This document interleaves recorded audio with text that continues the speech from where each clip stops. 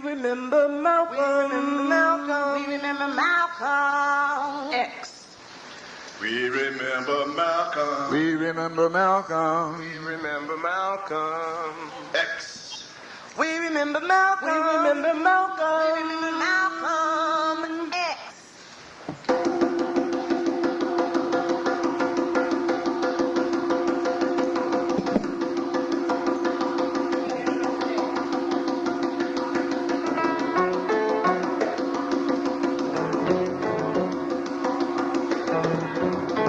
We remember Malcolm. We remember Malcolm. We remember Malcolm. We remember Malcolm. We remember Malcolm. We remember Malcolm. We remember Malcolm. We remember Malcolm. We remember Malcolm. We remember Malcolm. We remember Malcolm. This morning is February 21st, 1993. We remember In 1965, on this Sunday, Malcolm X was killed in New York 28 years ago. This song is in memory of Brother Malcolm X. We remember Malcolm. We remember Malcolm. We remember Malcolm. Malcolm X said that our struggle was a struggle for human rights, not civil rights. That we shouldn't take our struggle to the U.S. court system, that we should take our struggle to the world. We remember Malcolm.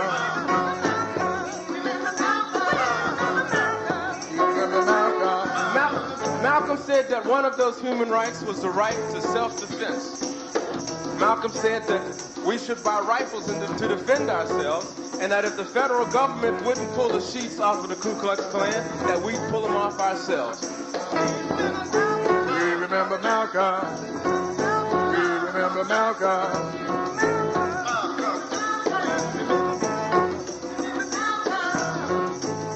Malcolm said, I'm not an American. I'm one of the 22 million African people that are the victims of Americanism. One of the 22 million people, nothing but disguised hypocrisy. And I see America through the eyes of a victim.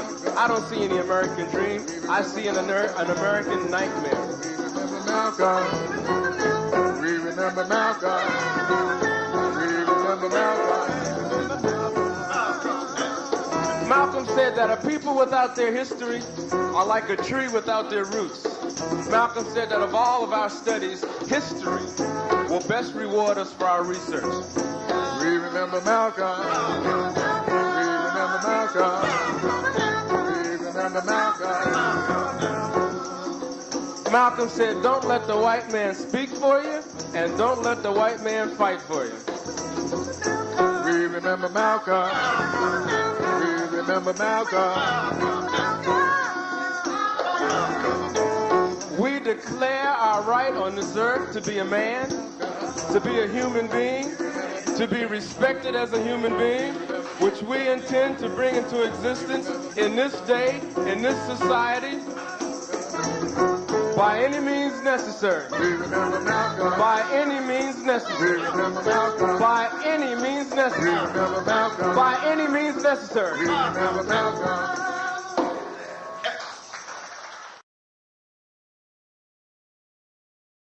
Gosh, that was so good. Haven't heard Sister Teresa and Sister Jasiri like that. Oh, thank you, Baba. That was beautiful. Yes, yes, I say. Oh my goodness. Ashe, that was beautiful. Greetings, everyone. Happy Soulful Sunday to one and all. We give thanks today for being here at this time and at this place, being together, having the ability to share with one another, even though, we would love to be together and hug each other.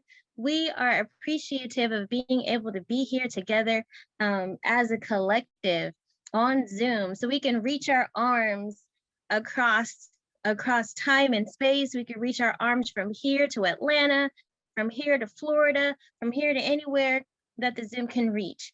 So hello, one and all, welcome to Wosay Community Church.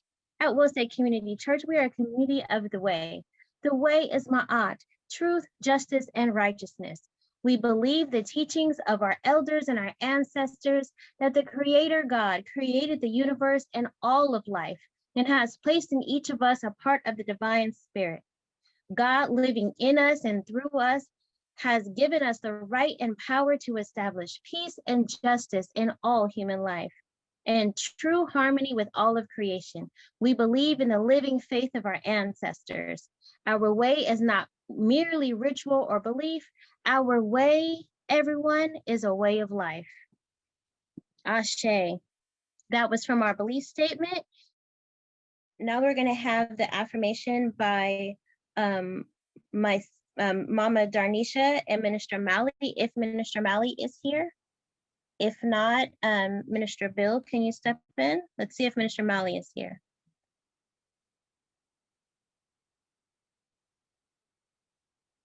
I see Mama Darnisha's here. Let's get going.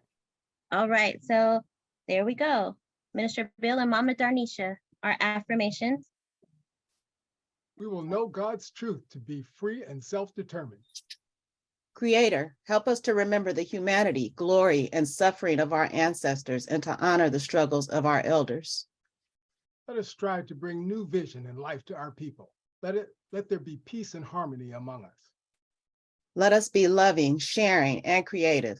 Let us work, study, and listen so we may learn, teach, and cultivate self-reliance. Grant us power, O Holy One, as we struggle to resurrect our hearts and our homeland. We will raise our children according to the needs of our nation with discipline, patience, devotion, and courage.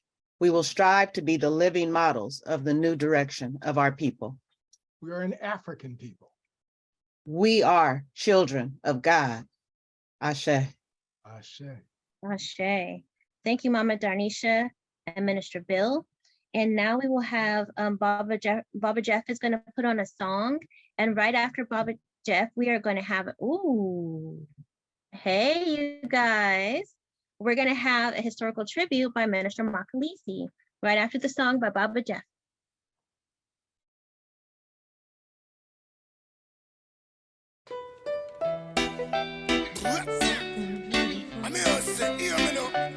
This is a soul fire production.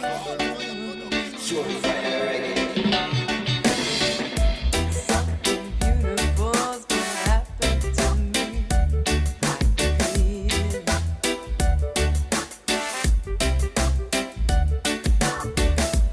Something grand is coming my way. I can see it.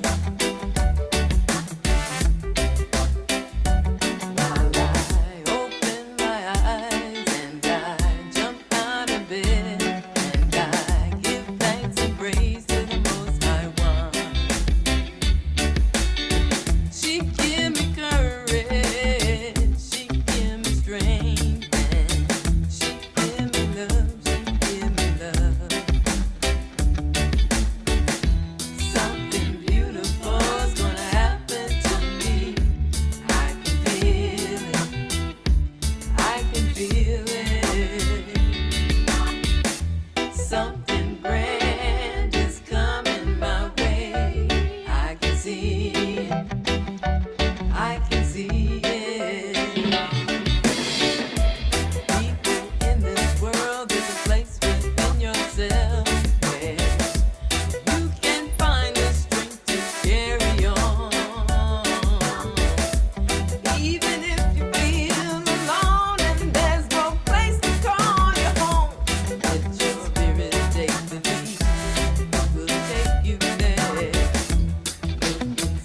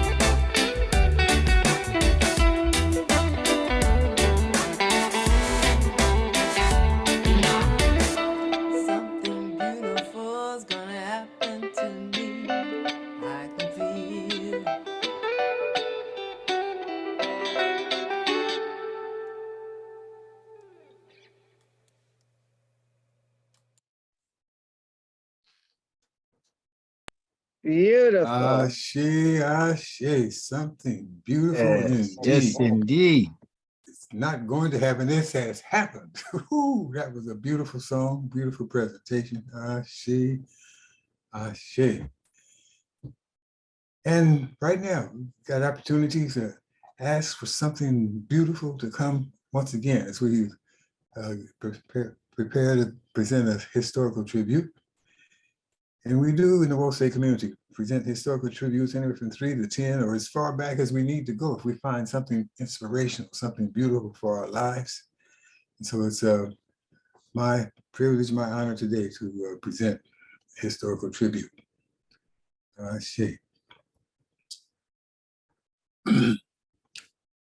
So today I want to talk about a son that was born on December 19th, 1875. He was born to formerly enslaved Africans. His father, after escaping from enslavement, had helped the Union soldiers in Richmond, Virginia.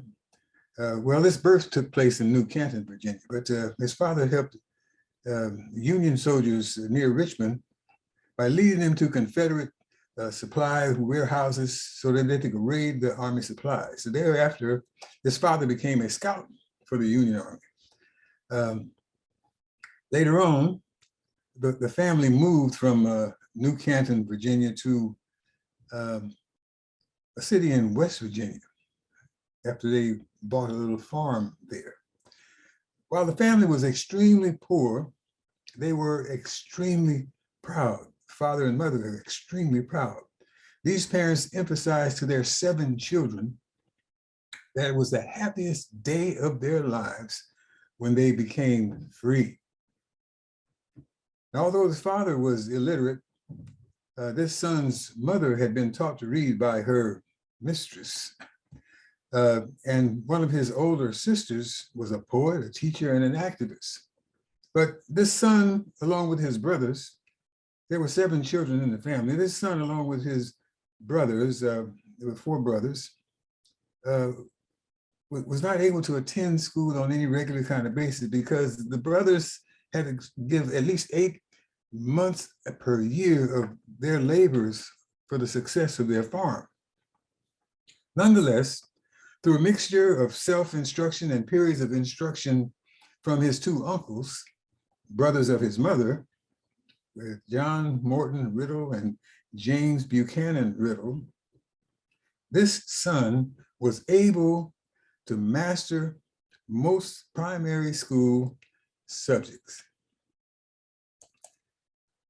Now, let's see, let me share the screen here.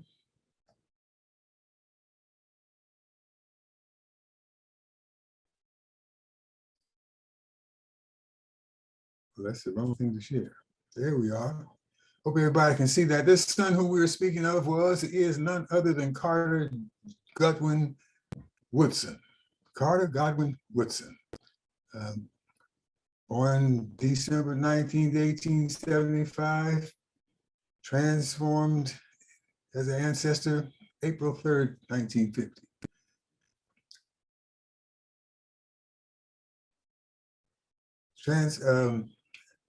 Dr. Goodwin had this saying, "For me, education needs to inspire people to live more abundantly, to learn, to begin with life as they find it and make it better."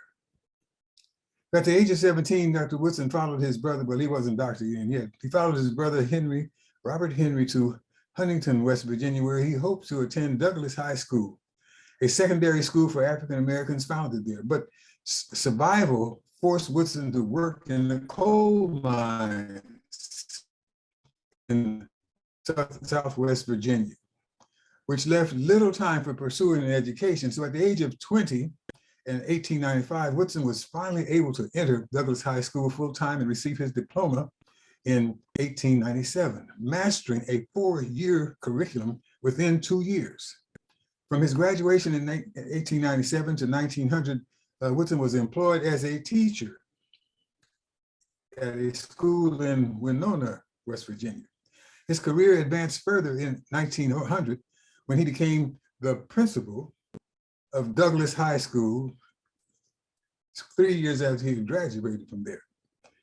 Between 1901 and 1903, Woodson took classes at Berea College in Kentucky, eventually earning his bachelor's degree in literature in 1903. Then from 1903 to 1907, Woodson served as a school supervisor in the Philippines, which had recently become an American territory.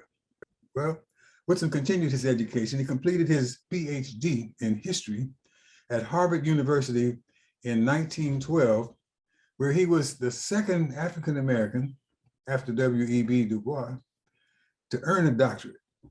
But he was and is the first and only African offspring from previously enslaved parents to earn a doctorate degree in the USA. So after earning his doctorate degree, he continued teaching in public schools. No university was willing to hire him. Ultimately, he became the principal of the all-Black Armstrong Manual Training School in Washington, D.C. He later joined the faculty at Howard University as a professor and served there as Dean of the College of Arts and Crafts. Woodson felt that the American Historical Association, AHA, had no interest in Black history, noting that although he was a dues-paying member of the association, he was not allowed to attend the association's conferences. Woodson became convinced that he had no future in the white-dominated historical profession, and to work as a Black historian would require creating an institutional structure that would make it possible for Black scholars to study history. We see here a quote from him where he says, "History shows that it does not matter who is in power or what revolutionary forces take over the government. Those who have not learned to do for themselves and have to depend solely on others never obtain any rights or privileges in the end than they had in the beginning." Profound, profound. Another statement from Dr. Woodson: "Remember, what you do for yourself is based upon what you think about yourself. Blacks are the only group of people who take their most precious possessions, their children, and ask their oppressors to educate them and to mold and shape their minds." So in light of that, along with some other scholars, William Hartgrove, George Cleveland Hall, Alexander L. Jackson, and James E. Stamps, Woodson founded the Association for the Study of Negro Life and History on September 9th, 1915 in Chicago. Woodson's purpose was to treat the records scientifically and to publish the findings of the world in order to avoid the awful fate of becoming a negligible factor in the thought of the world. Woodson described the purpose of the association as the scientific study of the neglected aspects of African life and history by training a new generation of Black people in historical research and methodology. Believing that history belonged to everybody, not just the historians, Woodson sought to engage Black leaders, civic leaders, high school teachers, clergymen, women's groups, and fraternal associations in his project to improve understanding of African and African-American history.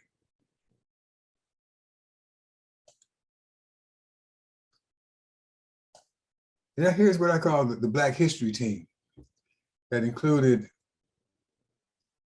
Dr. Woodson and as you see there, Mary McLeod Bethune. During Dr. Woodson's lifetime, the association had 5 presidents.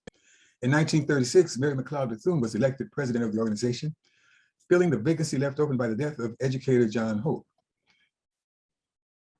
Ms. Bethune not only was the first female president, she was also its longest serving president, wearing that title until 1952. That's what, 16 years? Woodson, unlike most male scholars during that time, welcomed African-American women as equal co-workers and leaders in the ranks of his movement. He was a member of many he was a mentor, for many up-and-coming historians and scholars such as Ruthenius L. Taylor, Charles H. Wesley, Luther Porter Jackson, Lorenzo Johnson Green, Rayford W. Logan, Lawrence D. Reddick, and John Hope Franklin.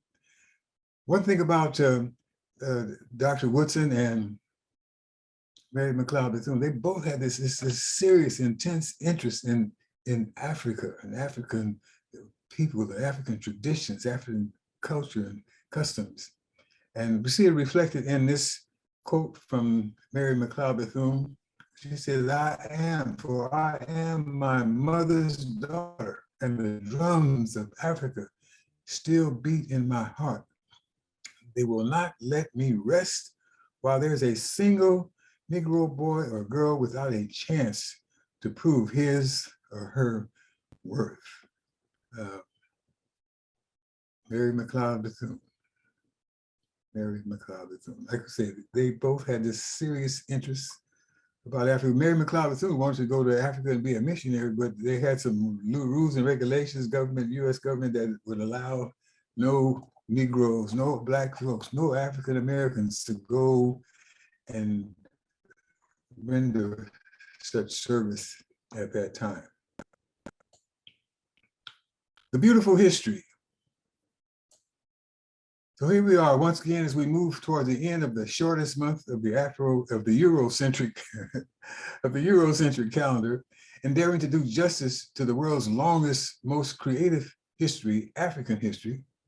I'm left to wonder if Dr. Woodson's dream for this observance will be realized, especially his dream for the end of annual Black History celebrations, so-called celebrations.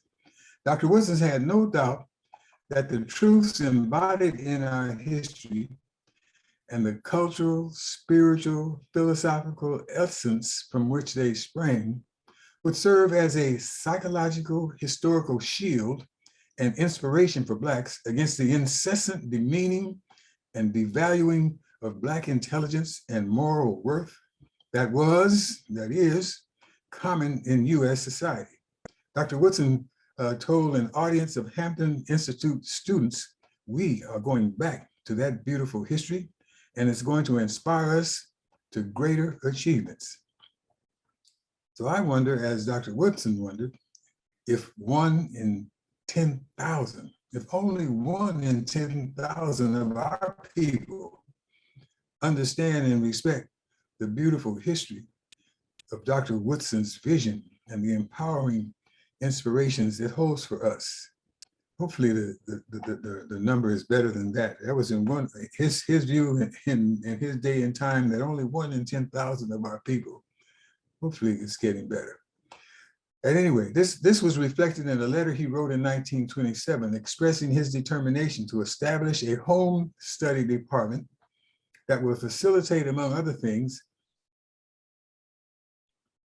the study of African philosophy, African anthropology, African art, and other aspects of African civilization which were neglected in the schools of this nation, which continue to be neglected in the schools of this nation with, oh my goodness, the neglect, gassing up and trying to wipe Black studies out of everything.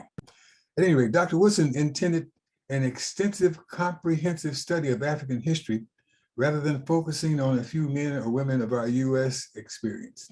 He believed that we should focus on the countless Black men and women who had contributed to the advance of human civilization and the cultural, spiritual, philosophical dynamics that empower their excellence. He believed that there should be meaningful focus every day throughout the year in our hearts and in our homes, with African History Month being a special time to share what has been learned. For years, Dr. Woodson was the only African-American historian working independently of any formal educational institution, an unusual situation that attracted the attention of the US government. In 1938, the FBI, the Military Intelligence Division of the War Department, and the House Un-American Activities Committee began monitoring Dr. Woodson's activities, thinking it odd that a Black Harvard PhD recipient was devoting his professional life to promoting a different version of the nation's past than that presented by mainstream educators. The House Un-American Activities Committee subjected Woodson to heightened surveillances after he spoke to non-traditional white organizations such as the Samuel Adams School of Social Studies in Massachusetts and the Rackman Educational Memorial School in Detroit.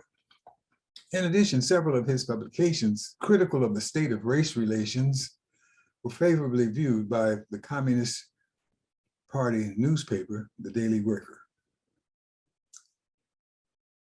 So before departing from this life on April 3rd, 1950, Dr. Woodson left us with the profound perspective depicted here to our left, amongst others.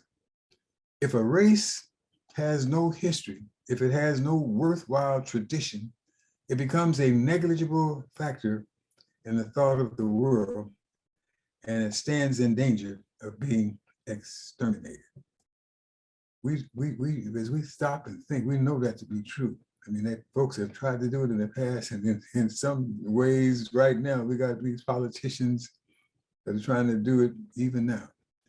So as we honor these words from Dr. Woodson, as that honor flows through our hearts, we must pledge to do all we can, every day we can, every way we can, to see that crisis shall not crush the educational needs and aspirations, the potentials of our students, neither in the schools they attend, nor in the homes or communities in which they live.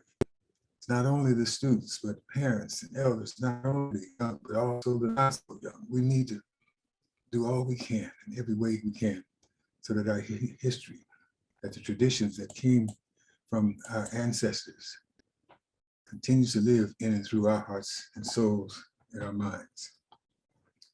And so in that light, I want to pour a libation and ask for the spirit, the power, the intelligence, the courage.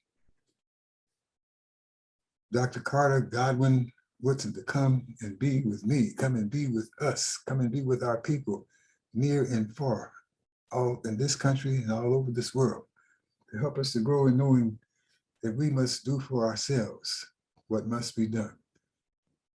Make our lives more beautiful and beneficial than no other force, no other people can do for us. I pour this libation and say, come and be with us, Dr. Woodson, Ashe, Ashe, Ashe. Dr. Ashe. Carter Godwin Woodson. Ashe. Ashe. Thank you so much for that. That's really awesome. Me and the children were talking about Carter G. Woodson on the way to school the other day. So this is great. Okay, so thank you so much, Minister Makalisi, for that awesome historical tribute. And thank you, Baba Jeff, for playing that wonderful and beautiful song by Sister Gloria. Now, Baba Jeff, you're gonna come back with another song for us. And then right after that, we're gonna have the Litany of Sacrifice by Mama Asali and Baba Jafari. We're very excited about that. See you guys today. So we're looking for the song, Baba Jeff. My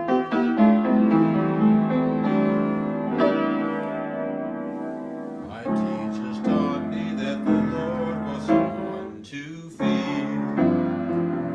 And then one day through my tears, I felt him near and dear and heard his voice. From that day on, I try to be seeking reality, yes, I loving the truth with all my heart and soul.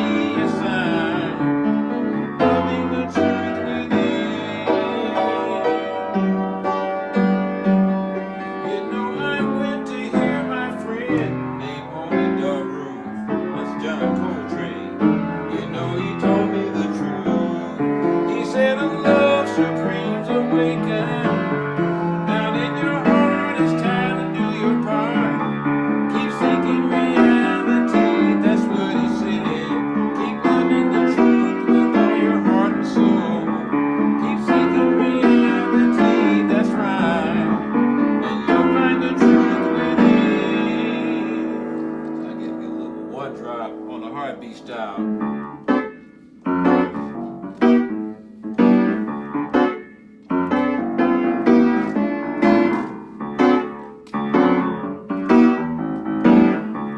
Let me just change it up like this. Every single day now, every single day, give me seeking reality. Every single day now, every single day, give me seeking my destiny. Tell me that damn it's caking and bubbling and baking till all God's children are free. Changing vanity with my icon until eternity.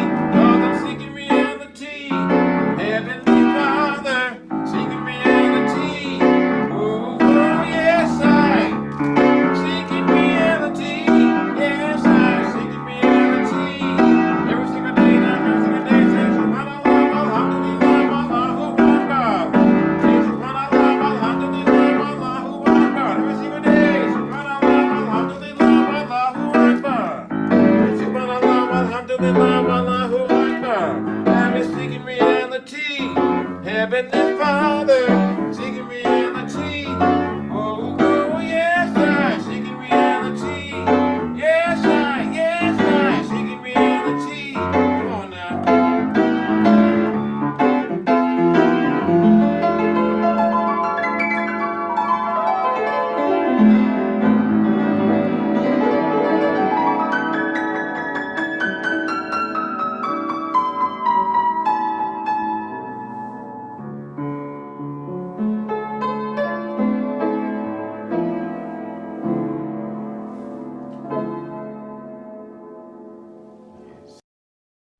Yes. Ashe, thank you. Mama Asali, Baba Jabari. Peace and blessings. Peace Yes, and yes. blessings. I'm in Rahotep.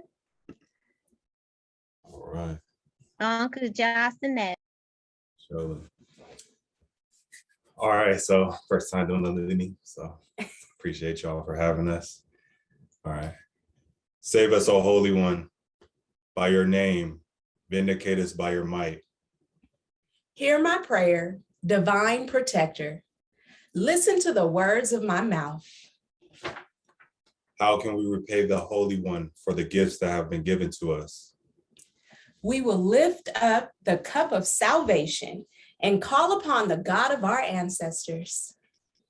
We fulfill our vows to our Creator in the presence of our people. Gladly, we bring our sacrifices to you. We praise your name, O Amen Ra, for it is good.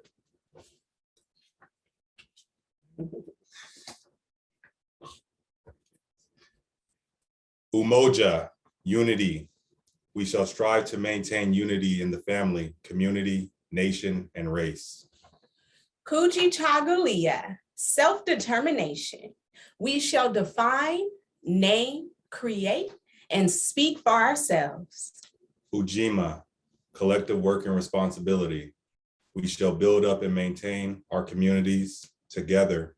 Our brothers and sisters' problems shall be ours to solve together. Ujama, cooperative economics. Together, we shall build and maintain our businesses and together profit from them. Nia, purpose. We shall make our collective vocation the building and developing of our community and the restoration of our people to our traditional greatness. Kuumba, creativity. We shall do as much as we can in any way we can to leave our community more beautiful and beneficial than we inherited it. Imani, faith. We will believe with all our hearts in our God, our people, and in the righteousness and victory of our struggle. Asheo. Shit.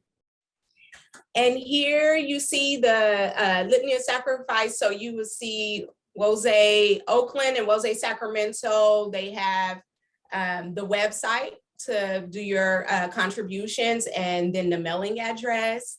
And if give what you can and If you're not able to, we know what's on your heart. It's not only monetary contributions that contribute to WOZA. We need to keep WOZA community strong and do all we can to do that. And Rob, please bless those that can and may not be able to give, and bless us to live a life of Mayat. Ashe. Ashe, Ashe. Ashe.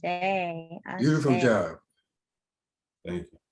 Excellent. Thank Beautiful. you. The first Thank you so timers, much. yes, indeed. Yes, they hooked it up. First time. Okay, okay. So thank you so much, Mama Asali and Baba Jabari, for that awesome litany of sacrifice. And thank you, Baba Jeff, for putting up that song, Seeking Reality. Heard it so awesome. So awesome. Okay, so next, you guys, the meat of the program. Well, if you're vegetarian, maybe the vegetables, the main dish, we'll say the main dish of the program. The green smoothie. Yes, the green smoothie of the program. There you go. There you go. We are going to have our message by Minister Malik. Minister Malik, you're on.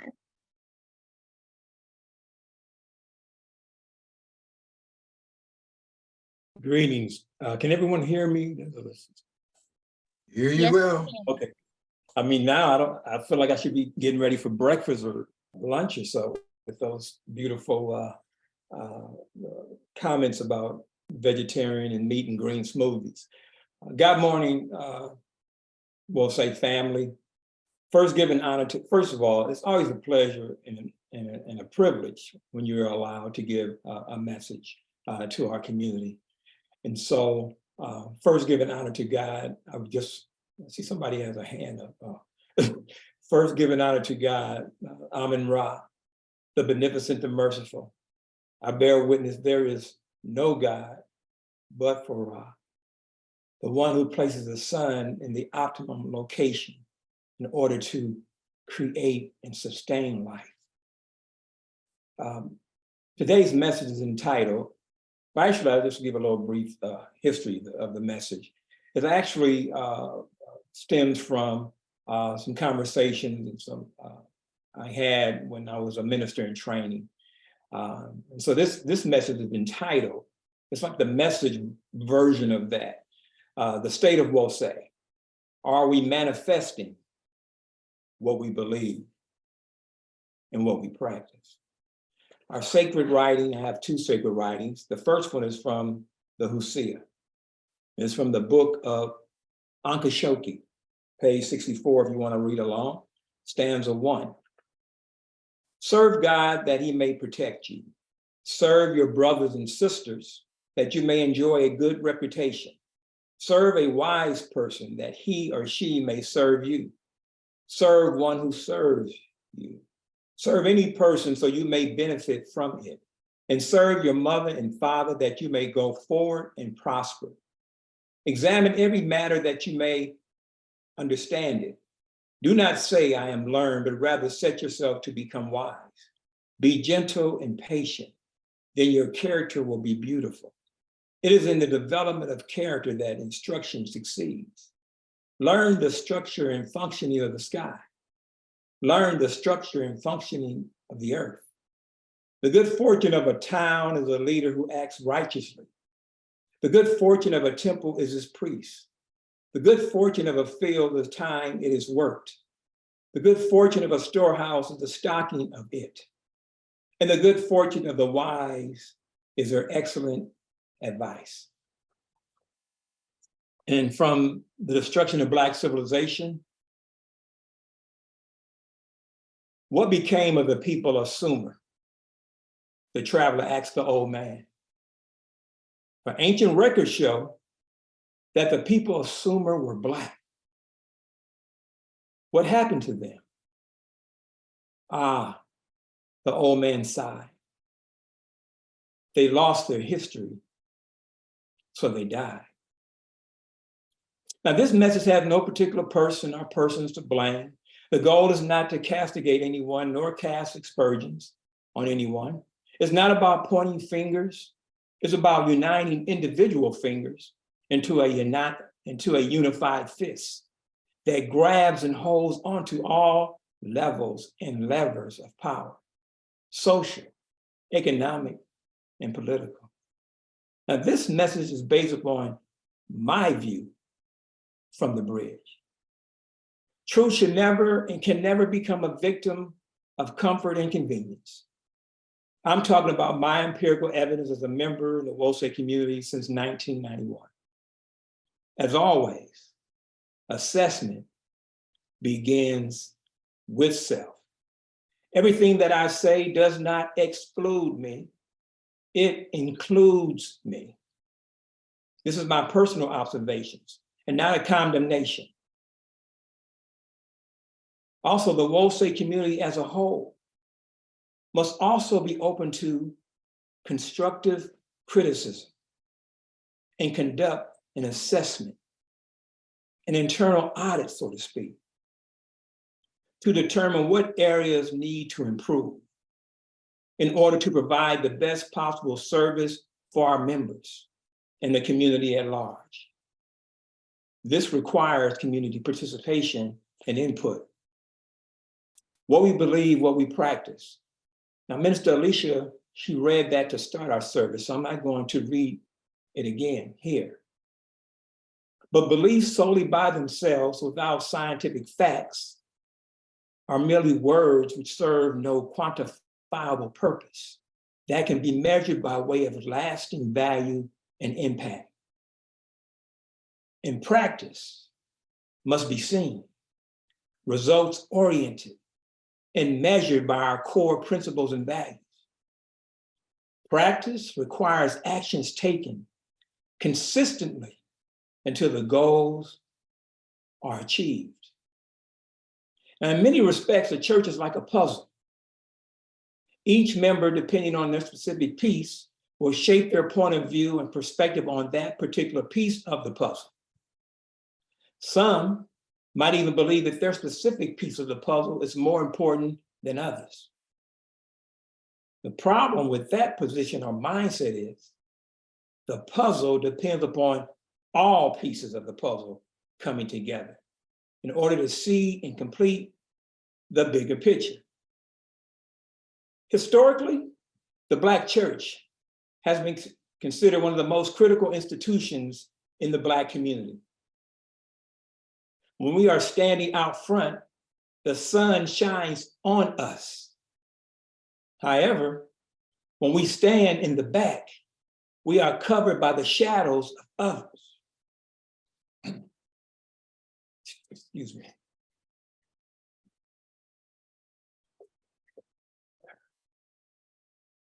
Excuse me, Rosa. Any organization that does not have organizational goals and the subsequent objectives to accomplish those goals is marching in place. Marching in place has never moved anything forward. It is said without vision, the people will perish. Goals must be established. Goals must be realistic and measurable, along with the corresponding objectives for achieving the goals. Without goals, we become aimless, unfocused, and unproductive. Goals are the roadmap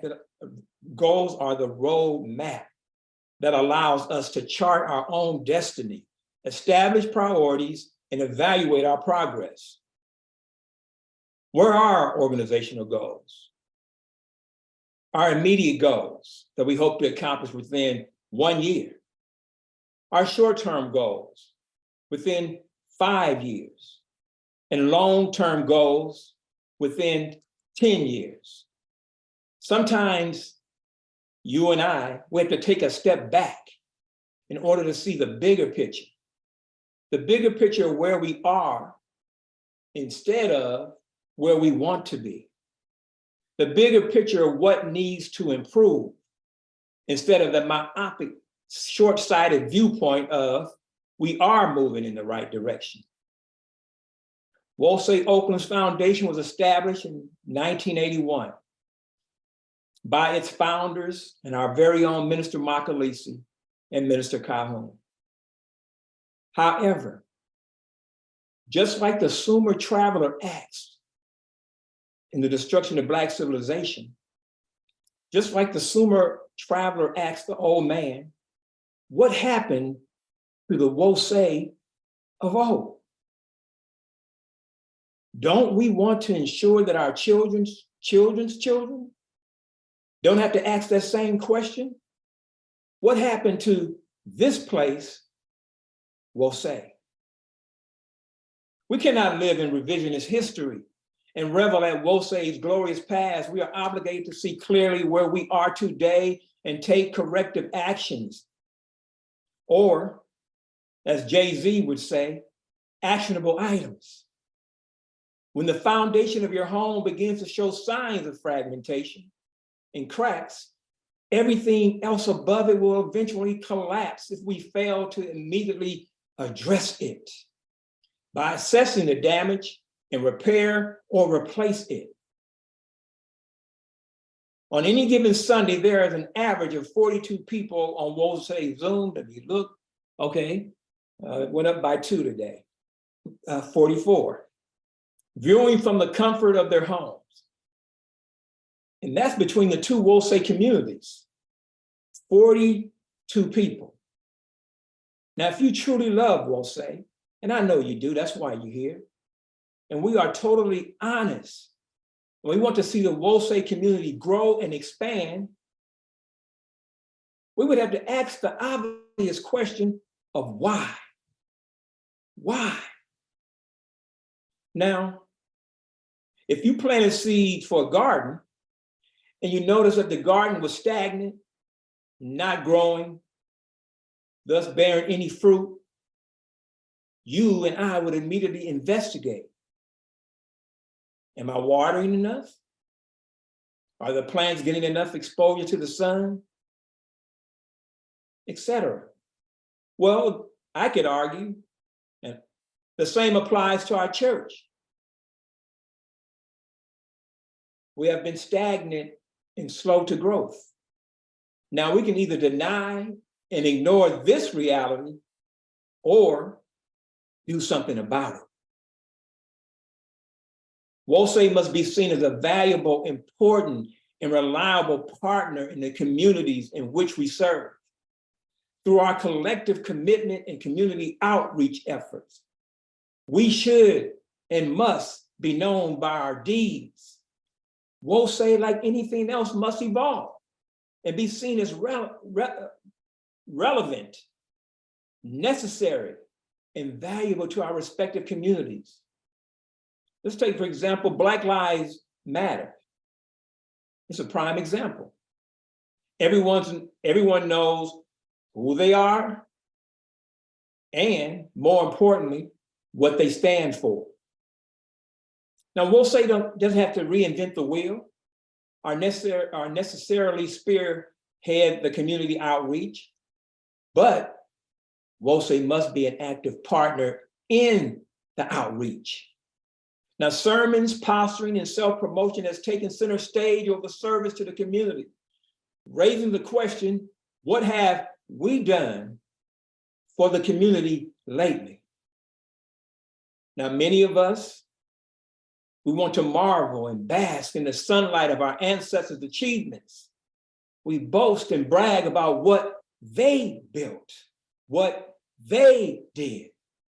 While all we are doing is talking, quoting their profound words, looking the part, walking around with our heads held high, patting ourselves on the back, all the while standing upon our ancestors' shoulders.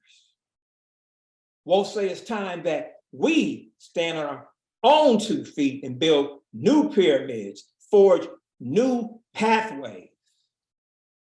It's time for a new Wosei, a new mindset. Wosei must develop a business acumen by recruitment, conducting internal evaluations, forecasting, analyzing, research, planning, and development, implementing and producing the desired results. Now, this may not seem like to some of you what a church should be involved in, But I argue that's exactly what a church must be involved in order to grow. Growth is essential for expansion to be possible, along with creating more opportunities for greater community engagement, community resources, outreach, and collaboration between other like-minded organizations. How do we start? We start by moving in a new direction that emphasizes community services over sermons and ceremonies. A new WOSE must start by defeating our enemies. No, I'm not talking about historical enemies. I'm talking about the enemy which is complacency, the enemy which is self-righteousness, the enemy which is let someone else do it, the enemy which is ain't nobody more Black, and African-centered conscious than me. Those are the enemies we must defeat first. Service takes place in the streets and not the pulpit. In order to grow, we must embrace service through activism. Who outside of this place and space knows who WOSE is? Now, I'm not trying to diminish WOSE in any respect, but more importantly, what services is WOSE providing in general to our community, to our Black community? Now, Dr. Martin Luther King Jr. was an activist. He just happened to be a minister. Service was his calling card, not sermons, although he is considered one of the greatest orators in history. When Minister Malcolm X stepped outside of the mosque and took his message to the streets, the Nation of Islam grew exponentially in size, popularity, and influence. Community service must be our calling card. We must be in tune with the needs of our respective communities. Whatever conditions that impact the community impacts the church also. Crime impacts the community, impacts the church. The unhoused, substance abuse, they impact the community, they impact the church. Food deserts, access to medical services, they impact the community, they impact us. Quality education, poverty, and police terrorism. If it impacts the community, it impacts us. We must provide some level of service to mitigate and minimize these various political, social, economic issues. Food donations. I watch the news and I see organizations giving food to the needy. Clothing donations. School supplies for underserved communities and our children. Rites of passage programs so we can help to steer and grow and lead and show our youth a different way. Senior citizen support, networking, and partnering with other like-minded Black organizations. Black lives matter, and Black lives should also matter to us. Now, we'll say we don't have to be at the forefront, but we can't remain in the shadows either. Networking with other communities, service providers, and letting our presence be known through activism will also enhance and create greater opportunities for growth and future expansion. In this community, there are brilliant, bright, educated members of our community whose ideals and values and experiences and expertise we need to support, engage, and solicit their ideals, their insights, their opinions, and their input. I'm sorry. As many of you know, I suffer from dry mouth, so sometimes I have to take a break.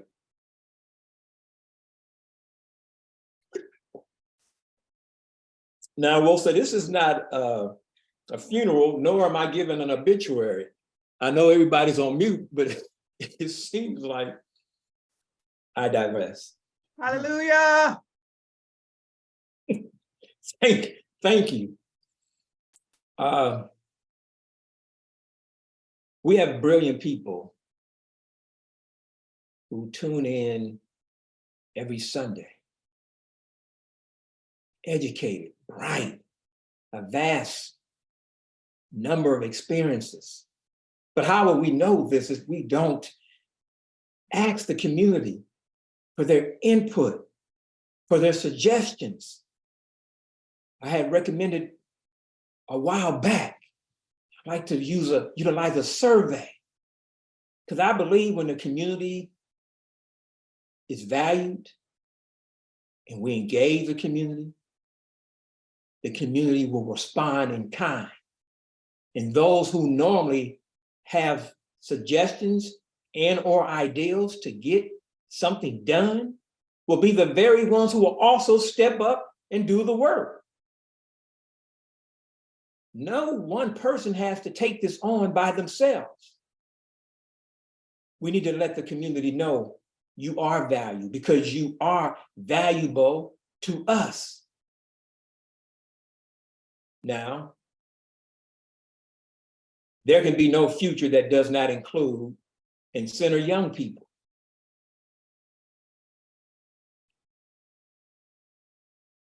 We have to be totally honest. We cannot survive into the future without an influx of talented, skilled, educated, and motivated young people. However, we won't be able to attract them until we provide them with the necessary resources, the motivation, the tools, the support to attract and retain their attention. Now, I'm not as young as I used to be, but I have some general ideals but you need young people. This is what young people should be. These are the questions we have to pose to young people. Now, how do we do this? We have to meet young people in their spaces and places. When I say we, I mean all of us. We have to meet them on social media. We have to meet them in their schools, their places of higher education. And most importantly, we have to listen to them and value and center their ideals and input to help shape and grow our community. We must allow ourselves to receive different perspectives. Young people talk about everything.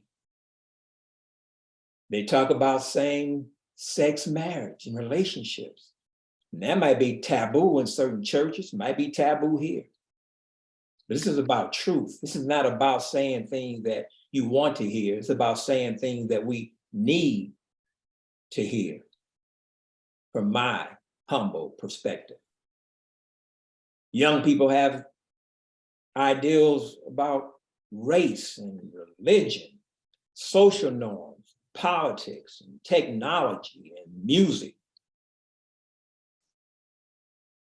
We can't force our outdated and structured ideals and viewpoints and allow those viewpoints and outdated ideals to overshadow and diminish their own viewpoints. We have to value their viewpoint, even if we don't necessarily agree. We should not be disagreeable with their viewpoints. We need them, and they need us. And as I conclude, I go back to, well, I'm going to conclude like I started. from the destruction of Black civilization. Wait, I'm sorry, I'm not looking at it. What became of the Black people of Sumer? The traveler asked the old man. For ancient records show that the people of Sumer were Black. What happened to them? Ah, the old man sighed. They lost their history, so they died. Let the children of our children's children bear witness that not only were we here, we'll say, but we are still here, striving and thriving, serving our communities and our God. Ashe, Ashe, Ashe-o. Ashe-o. Ashe. Ashe, Ashe, Ashe-o. Ashe-o. Absolutely beautiful, Ashe. beautiful, informative. Ashe, Ashe. Yes, Much to think Minister about. Malik. Woo. Well Bringing said, truth Malik. to light. Ashe. Truth to light. Truth to light. Ashe. Ashe.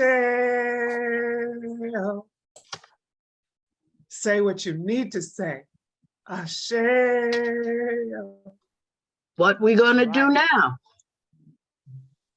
Ashe. Walk We're the gonna bring talk. What we gonna do now? Ashe. Walk the talk. Ashe.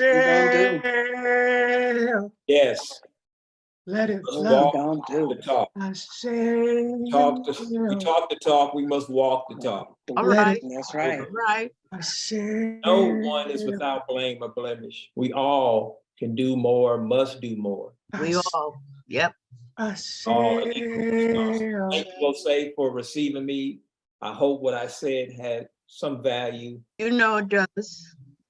And Ooh, I thank Ashe. you, told you, man. Ashe. thank you. Ashe. It has significant value, absolutely. Ashe. What we Let it gonna do flow. now? Let it flow, Jose. Ashe. What we Ashe. gonna do now? Ashe. Ashe. Ashe. Ashe. Thank you so much, Mr. Malik. Thank, And so thank you. now Thank we you. have, Thank you. thank you, Ashe. We have invitation by Minister Mali. Lift Every Voice and Sing with Minister Makalisi. And we're coming back with Minister Mali for the close and the wrap up and announcements with Minister Imhotep if Minister Mali is available.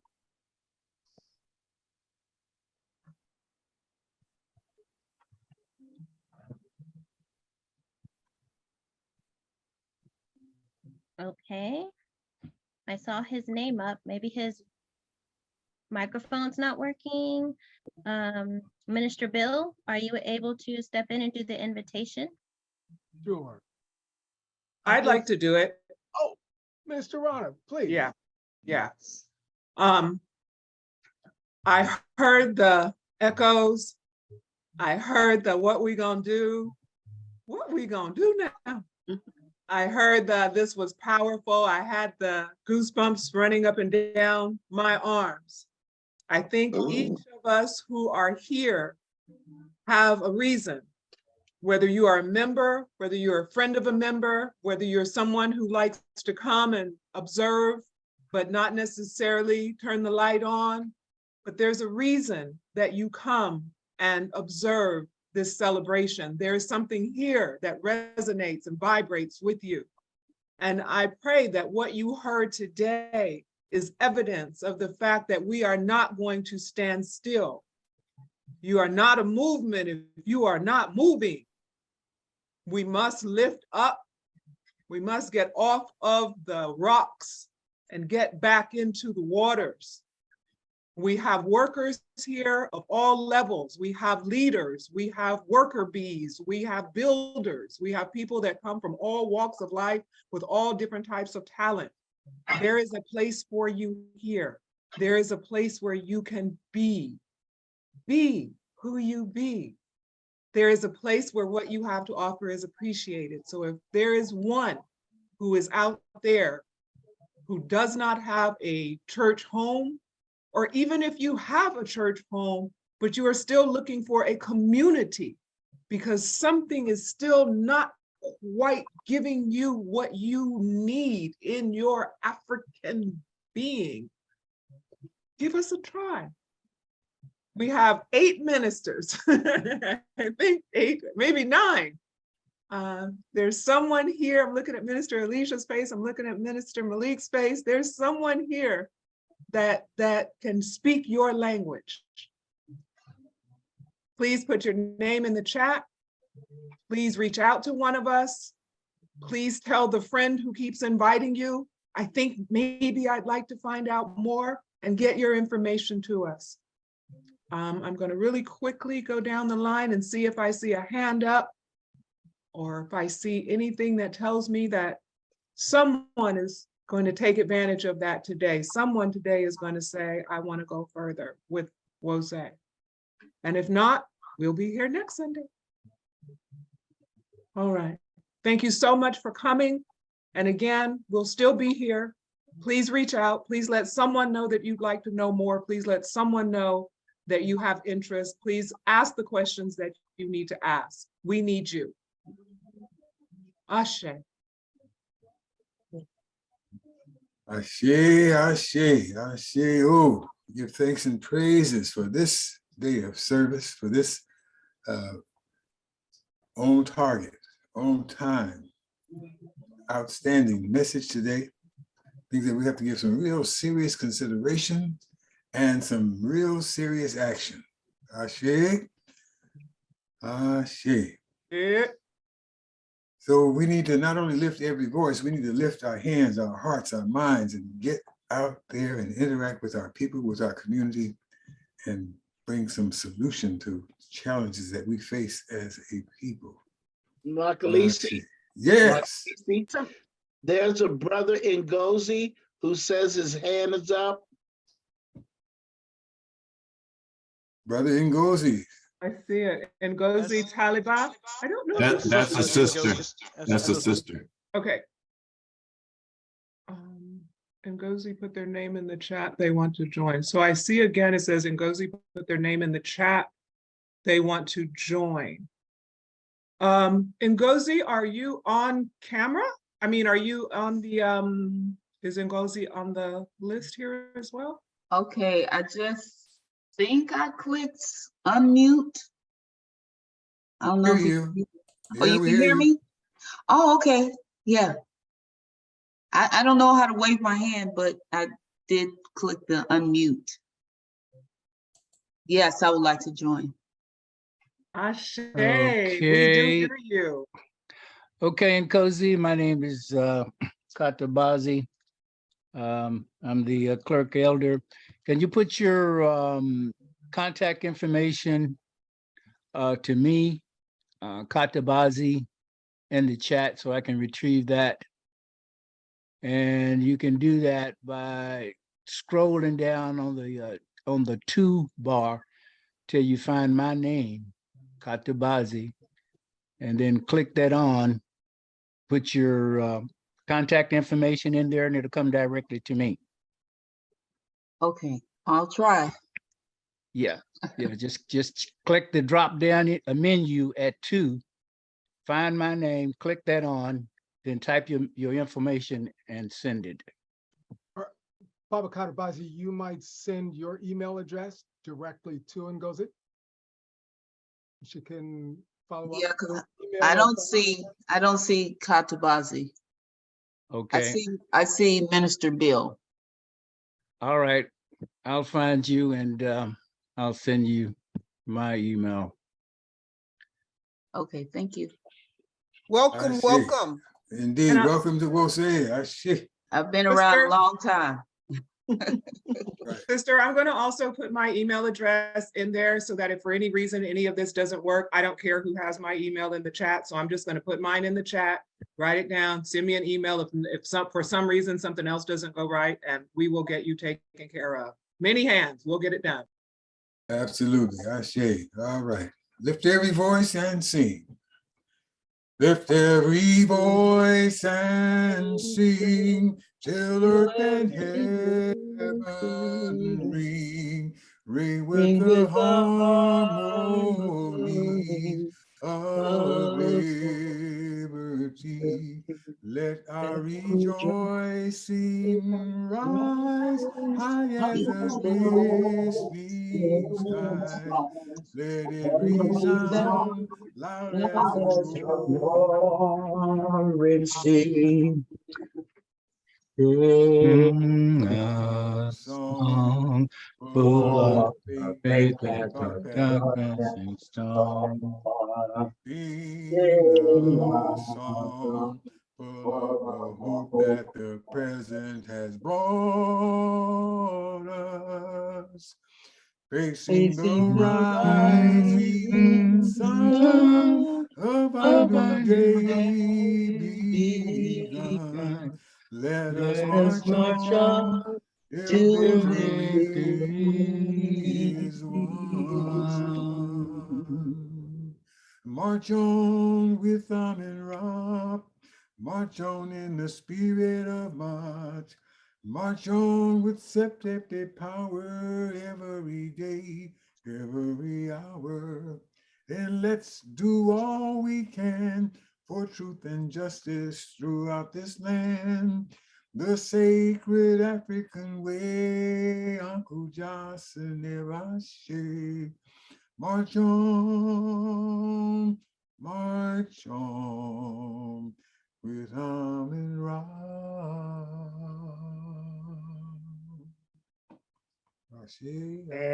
Ashe. So if everyone can lift their holy hands up. We are one people. One people. One destiny. One destiny. One faith. One One faith. faith. One love. One One love. love. And we all serve one divine purpose. One divine purpose. We indeed are the most beautiful people on We the are planet of the earth. the most beautiful people on the face of this earth. Ashe, ashe, Ashe, ashe, oh.